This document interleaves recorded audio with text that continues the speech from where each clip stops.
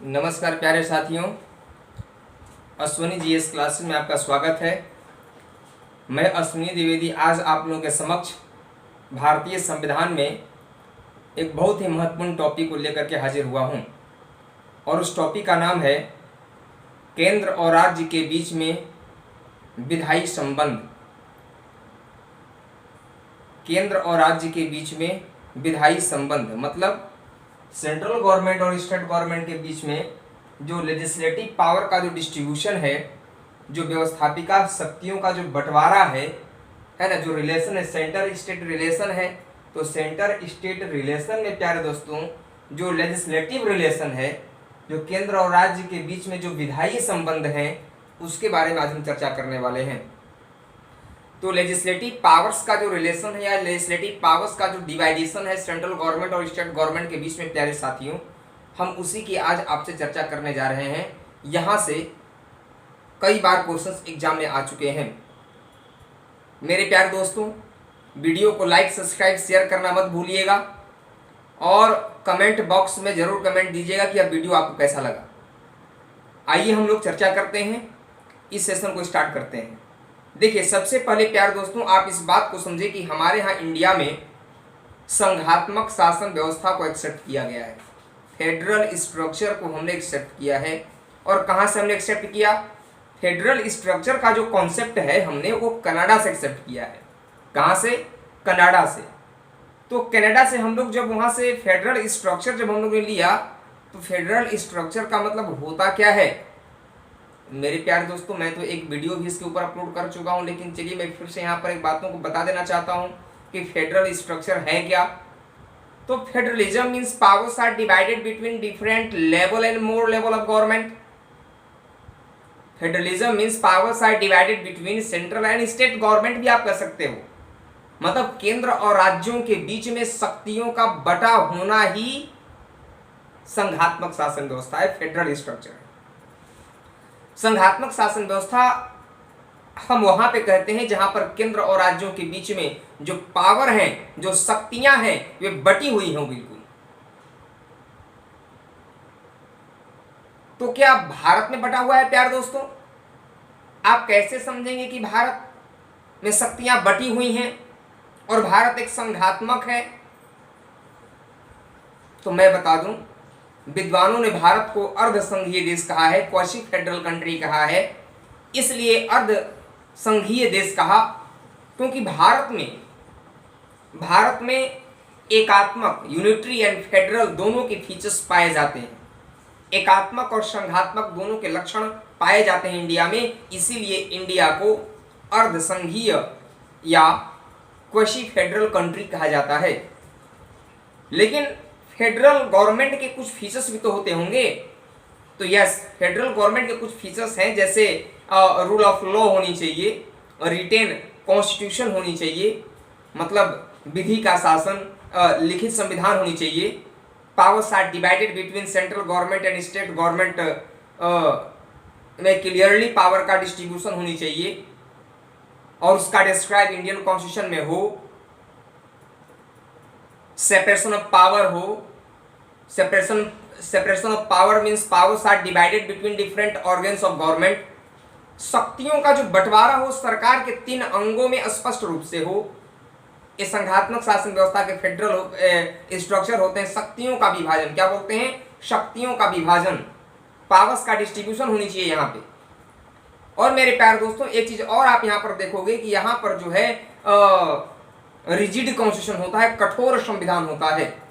जहां पर भी संघात्मक शासन व्यवस्था है वहां पर रिजिड कॉन्स्टिट्यूशन, कठोर संविधान होना अवश्यंभावी है। यदि रहेगा तभी हम संघात्मक कहेंगे, क्योंकि आप जानते हो कि जहां पर 2 लोग रहेंगे, अगर विवाद हुआ तो वहां पर विवाद को निपटारा यदि करना है तो दोनों के शक्तियों का स्पष्ट बंटवारा क्लियरली स्पेसिफाइड करना बहुत जरूरी हो जाता है। अब आप यहां पर देख रहे हो कि संघात्मक शासन व्यवस्था तो हमारे यहाँ है भारत में। तो केंद्र और राज्य के बीच में जो शक्तियां बांटी गई हैं, उन्हीं बटी हुई शक्तियों को हम विधायी संबंध कहते हैं। और उसी को हम लोग को आज समझना है कि केंद्र और राज्य के बीच में व्यवस्थापिका या विधायी संबंध क्या है प्यारे दोस्तों। तो मैं आपको बता दूं कि भारतीय संविधान का मतलब हम लोगों का जो संविधान है, संविधान की 7वीं अनुसूची में प्यारे दोस्तों, किस अनुसूची में? संविधान की 7वीं,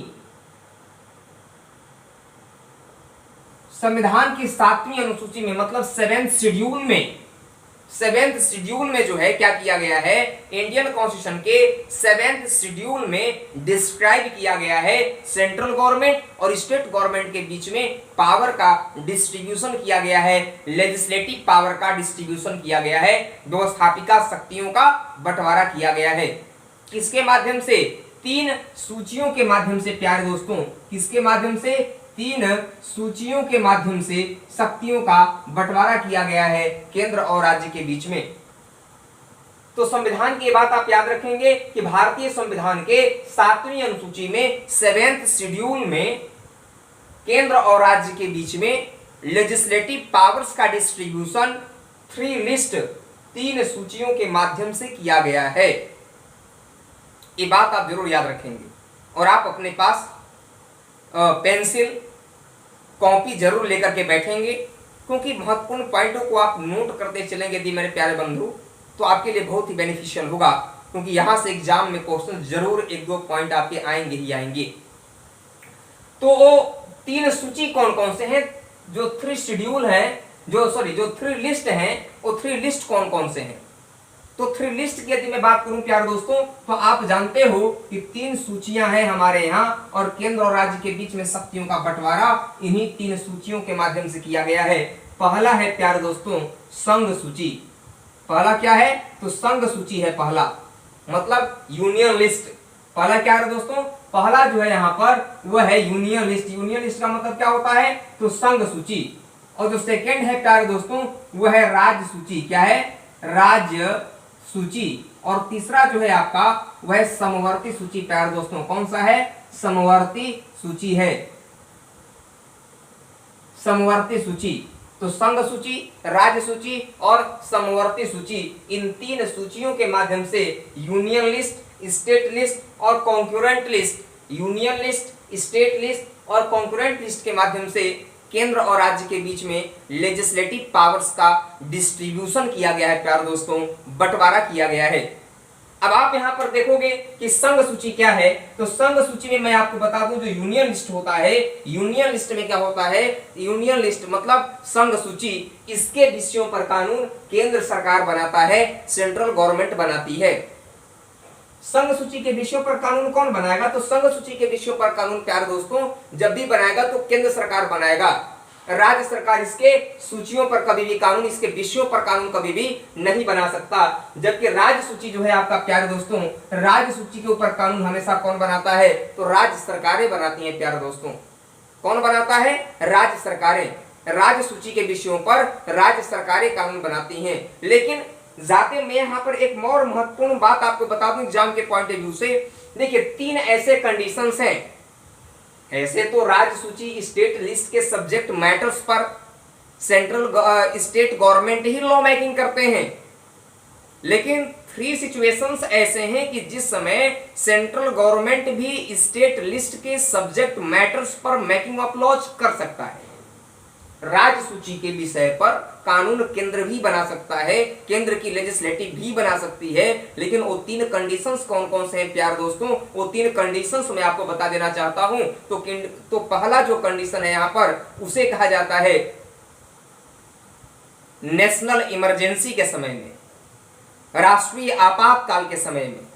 जब राष्ट्रीय आपातकाल लग जाता है तो राष्ट्रीय आपातकाल के समय केंद्र की विधायिका जो संसद है वे राज्य सूची के विषय पर कानून बना सकता है, स्टेट लिस्ट के सब्जेक्ट मैटर्स पे लॉ मेकिंग कर सकता है। तो कौन करेगा? केंद्र सरकार की विधायिका, मतलब पार्लियामेंट करेगी प्यारे दोस्तों। पहला कंडीशन मैंने बताया कि राष्ट्रीय आपातकाल के समय राज्य सूची के विषय पर कानून केंद्र भी बना सकता है। दूसरा कंडीशन क्या है? दूसरा कंडीशन है यदि 2 और मोर स्टेट सेंट्रल गवर्नमेंट से बोले, 2 या 2 से अधिक राज्य जो हैं, 2 या 2 से अधिक राज्य यदि जो है, 2 या 2 से अधिक राज्य यदि बोलते हैं, किससे? 2 या 2 से अधिक राज्य, 2 और मोर स्टेट यदि बोलते हैं किससे? केंद्र सरकार से कि आप हमारे विषयों पर कानून बनाइए, तो ऐसे कंडीशन में राज्य सूची के विषय पर कानून जो है कौन बना सकता है? तो राज्य सूची के विषय पर कानून प्यारे दोस्तों केंद्र सरकार बना सकता है। और तीसरा कंडीशन यहां पर यह है, थर्ड पॉइंट यहां पर यह है, थर्ड पॉइंट और एग्जाम के पॉइंट से बहुत ही महत्वपूर्ण माना जाता है। तीसरा पॉइंट है प्यारे दोस्तों कि यदि राज्यसभा लोअर हाउस, यदि राज्यसभा राज्य सूची के किसी विषय को राष्ट्रीय महत्व घोषित कर दे, राष्ट्रीय महत्व मतलब नेशनल इंपोर्टेंस घोषित कर देता है, तो राज्य सूची के विषय पर कानून केंद्र की विधायिका संसद बना सकती है। प्यारे दोस्तों मैं 3 कंडीशन आपको बताया, फिर से मैं इसको रिवाइज कर दे रहा हूं। देखिए, राज्य सूची के विषयों पर कानून केंद्र की विधायिका संसद भी बना सकती है, लेकिन किस कंडीशन में? तो पहला राष्ट्रीय आपातकाल के समय, दूसरा मैंने बताया आपको कि 2 या 2 से अधिक राज्यों के कहने पर, और तीसरा पॉइंट मैंने आपको बताया कि यदि राज्यसभा राज्य सूची के किसी भी विषय को राष्ट्रीय महत्व घोषित कर देता है, तो ऐसे कंडीशन में राज्य सूची के विषय पर भी कानून केंद्र की विधायिका संसद बना सकती है। ये बहुत ही महत्वपूर्ण पॉइंट है। आइए हम बात करते हैं समवर्ती सूची, जो कंकरेंट लिस्ट है। तो समवर्ती सूची जो है आपका, यह ऐसा आपका सूची है, ऐसा लिस्ट है जिसके ऊपर केंद्र भी कानून बना सकता है और राज्य भी कानून बना सकता है। प्यारे दोस्तों, केंद्र भी कानून बना सकता है और राज्य भी कानून बना सकता है कंकरेंट लिस्ट समवर्ती सूची के मामलों पर। लेकिन यदि किसी सब्जेक्ट मैटर्स पर कंट्रोवर्सी हो जाए, विवाद हो जाए केंद्र और राज्यों के बीच में, तो विवाद की कंडीशन में यहां पर एक बात को ध्यान देना है कि यदि विवाद हो जाए केंद्र और राज्य के बीच में, यदि केंद्र सरकार कहे कि हम ग से गणेश पढ़ाएंगे, राज्य सरकार कहे कि हम ग से गधा पढ़ाएंगे, तो केंद्र सरकार जो कहेगी वही बातें मानी जाएगी। प्यारे दोस्तों, विवाद होने की स्थिति में केंद्र जो कहेगा वही बातें मानी जाएंगी। लेकिन यदि समवर्ती सूची के सब्जेक्ट मैटर्स पर स्टेट गवर्नमेंट राष्ट्रपति से अनुमति लेकर के यदि कोई कानून बनाता है, तो वह कानून भी अपरिवर्तनीय होगा, वह कानून भी राज्य के द्वारा बनाया गया कानून भी महत्वपूर्ण माना जाएगा, सर्वोपरि माना जाएगा। प्यारे दोस्तों, क्योंकि राष्ट्रपति से उसने परामर्श ले लिया, और क्योंकि राष्ट्रपति मंत्री परिषद के परामर्श के बिना कार्य नहीं करता, तो मतलब वहां पर यह मान लिया जाता है कि केंद्र की भी कुछ रजामंदी तो वहां पर रही होगी। समझ गए? ये बहुत ही महत्वपूर्ण कॉन्सेप्ट आपको बता रहा हूं, विचार बता रहा हूं, क्योंकि जब आप लोअर पीसीएस वगैरह का एग्जाम देंगे तो वहां पर आपको एक बात को ध्यान देना होगा कि वहां पर केवल कॉन्सेप्ट क्लियर करना पड़ेगा, केवल तथ्य से काम नहीं चलता, क्योंकि तथ्य पढ़ने से केवल एग्जाम क्वालिफाई नहीं होते, कॉन्सेप्ट को पढ़ने से एग्जाम क्वालिफाई होता है। एग्जाम में पेपर सॉल्व करना चाहते हैं तो कॉन्सेप्ट को क्लियर कीजिए, क्योंकि आप यदि तथ्य पर ध्यान देंगे केवल, तो तथ्य सारे इतने सब्जेक्ट पढ़ने होते हैं कि तथ्य आप सारे सब्जेक्टों का याद नहीं कर सकते, क्योंकि रटने से एग्जाम क्वालिफाई नहीं होता, समझने से एग्जाम क्वालिफाई होता है। एक रणनीति बनानी पड़ती है और उस रणनीति के तहत अपने आप को उसमें ढालना पड़ता है, और जब आप ढाल लेंगे उसमें, तब आपका काम बन जाएगा। प्यारे दोस्तों, उसी तरह से ये 3 लिस्ट आपने के सामने है। Union list central government law making करता है, स्टेट लिस्ट राज्य सरकारें कानून बनाती हैं, समवर्ती सूची दोनों कानून बनाते हैं। लेकिन विवाद में केंद्र के द्वारा बनाया गया कानून सर्वोपरि माना जाएगा, लेकिन ये राज्य सरकारें भी राष्ट्रपति से परामर्श लेकर के कानून बनाई हैं समवर्ती सूची के विषयों पर, तो वह भी सर्वोपरि जैसा ही माना जाएगा। प्यारे दोस्तों, आइए हम बात करते हैं अब इसमें कि संघ सूची में पहले कितने सब्जेक्ट मैटर्स थे। प्यारे दोस्तों, ये विषय क्या होते हैं? तो विषय का मतलब कुछ ऐसे पॉइंट हैं, यहाँ पर कुछ ऐसे चीज हैं जिनके ऊपर, ऐसे एरिया, क्षेत्र, कौन कौन से ऐसे क्षेत्र हैं जिन क्षेत्रों पर संघ सूची कानून बना सकता है। तो आप यहां पर देख रहे हैं प्यारे दोस्तों कि संघ सूची में पहले 97 विषय थे। कितने थे? 97 विषय पहले थे, 97 विषय पहले थे। इसमें यदि बात किया जाए तो देखिए 100 विषय हो चुके हैं वर्तमान में। वर्तमान में कितने विषय हो चुके हैं? 100 विषय हो चुके हैं प्यारे दोस्तों। इसे चलिए मैं यहां पर लिखता हूं तो सबके लिए लिखना थोड़ा सा आसान हो जाएगा, ठीक है ना। देखिए, पहले बात किया जाए, पहले 97 विषय थे संघ सूची में, और यदि वर्तमान में बात किया जाए तो वर्तमान में प्यारे दोस्तों 100 सब्जेक्ट मैटर्स है यूनियन लिस्ट में, संघ सूची में।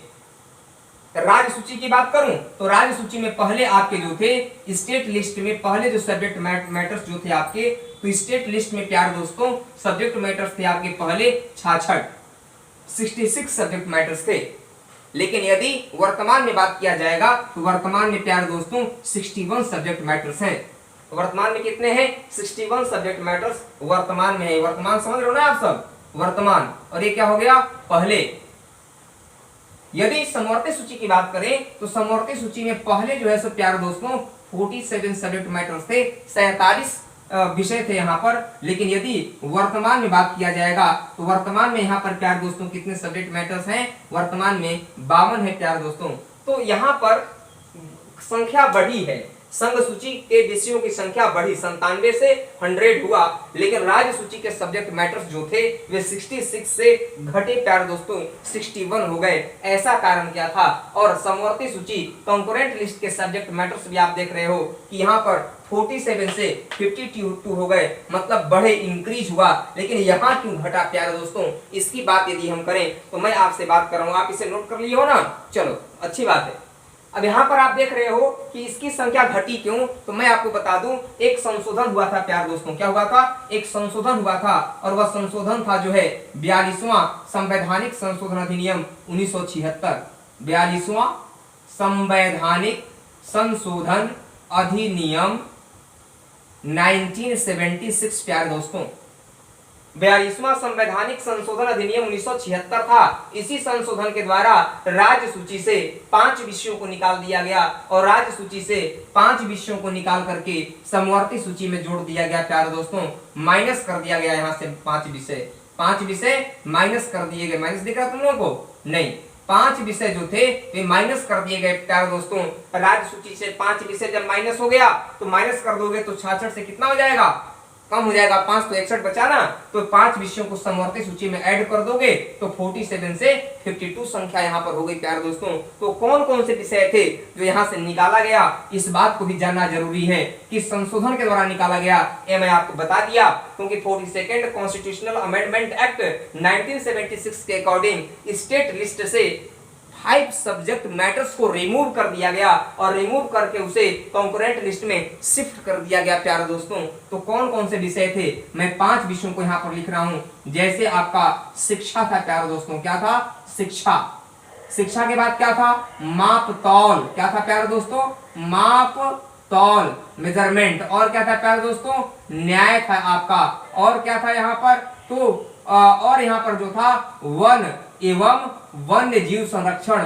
वन एवं वन्य जीव संरक्षण था प्यारे दोस्तों। वन एवं वन्य जीव संरक्षण। ये 5 सब्जेक्ट मैटर्स थे, इनको यहां से निकाल करके समवर्ती सूची में जोड़ दिया गया, तो यहाँ की संख्या बढ़कर कितनी हो गई प्यारे दोस्तों? 52 हो गई। समझ गए?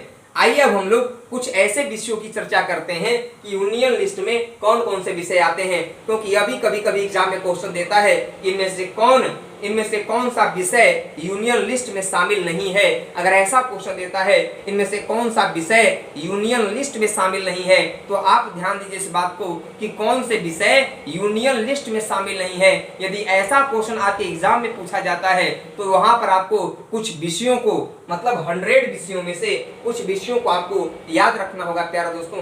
तो आप इस पेज का स्क्रीनशॉट ले सकते हैं। स्क्रीनशॉट आप ले चुके होंगे इतने चीजों का, या फिर नोट कर लेना, ठीक है ना? चलो अब मैं फिर से आता हूं बोर्ड के पास, ताकि आपको मैं अच्छे तरीके से चीजों को समझा सकूं। तो आप यहाँ पर एक बात को और गौर से देखोगे और समझोगे कि संघ सूची में कौन कौन से विषय आते हैं महत्वपूर्ण। तो मेरे प्यारे दोस्तों, सबसे पहले आपको बता दें, देखिए राष्ट्रीय सुरक्षा, नेशनल सिक्योरिटी, क्या आती है? National security. सेनाएं, तीनों सेनाएं जो हैं वो संघ सूची के सब्जेक्ट मैटर्स हैं। फॉरेन अफेयर्स, वैदेशिक मामले, बैंकिंग, रेलवे, बीमा, समझ रहे हो बात को, बंदरगाह, एयरपोर्ट, ये सब जितने भी मामले मैं आपको बता रहा हूं प्यारे दोस्तों, ये सब आपके मामले किस में आते हैं? चाहे वो डाक तार हो, मुद्रा का मामला हो, आरबीआई हो, टेलीफोन हो, है ना, करेंसी हो, अखिल भारतीय सेवाएं हो, अखिल भारतीय सेवाएं हो, सुप्रीम कोर्ट हो, हाई कोर्ट हो, समझ गए, सेंसस हो, जनगणना हो, माइनिंग हो, ये सब जितने भी पॉइंट मैं बता रहा हूं ये सारे पॉइंट यूनियन लिस्ट में आते हैं प्यारे दोस्तों, यूनियन लिस्ट में आते हैं। आप अपने कॉपी में जरूर मेंशन कर लेना, क्योंकि सारे इंपॉर्टेंट जो हैं कंटेंट मैं आपको यहां पर उठा कर दे दिया। इतने सब्जेक्ट मैटर्स को जरूर याद कर लेना। दूसरा बात करें राज्य सूची में कौन कौन से विषय आते हैं, तो राज्य सूची में आते हैं आपके पुलिस, क्या आता है, पुलिस आता है, लोक व्यवस्थाएं आती हैं, लोक व्यवस्था मतलब कि जो पब्लिक सिस्टम्स हैं हमारे यहाँ, लोक व्यवस्थाएं आती हैं, लोकल गवर्नमेंट स्थानीय स्वशासन आते हैं, क्या आते हैं इसमें, स्थानीय स्वशासन को शामिल किया जाता है, स्थानीय स्वशासन भी इसी में आएंगे, लोकल गवर्नमेंट जिसे कहते हो, समझ रहे हो बात को। इसके बाद मादक, जो लिक्वर शॉप है, जो शराब है, शराब भी इसी में आते हैं, मनोरंजन भी इसी में आता है, नाट्यशालाएं भी इसी में आते हैं, सिनेमा घर भी इसी में आते हैं प्यारे दोस्तों, विलासिता की वस्तुओं पे टैक्स भी इसी में आता है, सड़क परिवहन भी इसी में आता है, भूमि और भवनों पर कर भी इसी में आता है, कृषि आय पर कर भी इसी में आता है, जेल भी इसी में आता है, कारागार, ये सब स्टेट लिस्ट के सब्जेक्ट मैटर्स हैं प्यारे दोस्तों। अब यदि बात किया जाए समवर्ती सूची के बारे में, समवर्ती सूची जो है आपका, इसके विषयों की बात करूं कि कौन कौन से विषय इसमें शामिल होते हैं, तो और कुछ महत्वपूर्ण विषय हैं जो इसमें शामिल किए जाते हैं। जैसे आपको बता दें कि आप ये 5 तो जान ही गए, एजुकेशन, मापतौल, न्याय, justice, forest and wild life, जो वाइल्ड लाइफ प्रोटेक्शन, ये मामले ये सब इसी में आते हैं प्यारे दोस्तों। और अगर मैं बात करूं इसमें और क्या आता है, तो आप दंड प्रक्रिया संहिता जानते हो, दंड प्रक्रिया संहिता है, सिविल प्रक्रिया संहिता है, जो आईपीसी, सीआरपीसी जो आपके हैं, ये सब मामले इसी के तहत आते हैं प्यारे दोस्तों। जो भ्रमण है, भ्रमण के मामले भी इसी में आते हैं। जो छापा प्रेस है, मीडिया, जो प्रेस छापे जाते हैं, वो भी मामले इसी में आते हैं आपके। परिवार नियोजन, जनसंख्या नियंत्रण, परिवार नियोजन, ये चीजें भी इसी में शामिल की जाती हैं। Population control and family planning के इश्यूज भी, सब्जेक्ट मैटर्स भी आपके कंकरेंट लिस्ट में ही शामिल किए जाते हैं प्यारे दोस्तों। ये बहुत ही महत्वपूर्ण पॉइंट था जो मैंने आपको एग्जाम के पॉइंट ऑफ व्यू से महत्वपूर्ण पॉइंटों को बताया। तो मैं आशा करता हूं प्यारे दोस्तों कि आप जितने भी ये महत्वपूर्ण पॉइंट मैंने आपको बताया, इसे आप अपने कॉपी में जरूर नोट करोगे, और जब भी आगे आगामी एग्जाम होगा तो आगामी के एग्जाम के लिए आप अपने आप को प्रिपरेशन अच्छे तरीके से करोगे। एक बात को याद रखना, एक वीडियो आपको कैसा लगा कमेंट बॉक्स में कमेंट जरूर करना, और लाइक, सब्सक्राइब, शेयर मत करना भूलना। यदि वीडियो आपको अच्छा लगा हो, आप जिस एग्जाम की तैयारी कर रहे हो, यदि आपके एग्जाम के लिए थोड़ा सा भी मैं यहाँ से हेल्पफुल चीजों को अगर भेजा हूँ, वैसे मैं तो अपने आप सर्वस्व देने का कोशिश किया हूँ, लेकिन तो भी अगर तुम ज्यादा जानने चाहते हो आप सब इसके बारे में, तो भी कमेंट बॉक्स में कमेंट करना, उसके बारे में भी तुम्हारा कमेंट स्वागत है, मैं उसका आंसर तुमको देने का बखूबी कोशिश करूंगा प्यारे दोस्तों। तो आज के लिए बस इतना ही। नमस्कार, जय हिंद।